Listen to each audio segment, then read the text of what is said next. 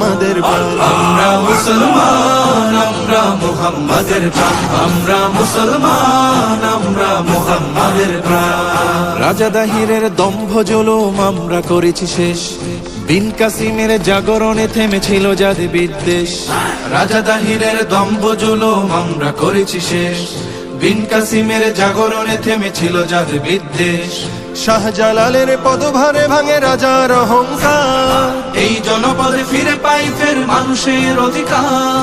দাসের জীবন হতে কালোরাও পাই সাম্যের দিন। সভ্যতা জানে পুরো পৃথিবীতে মুসলমানের ঋণ।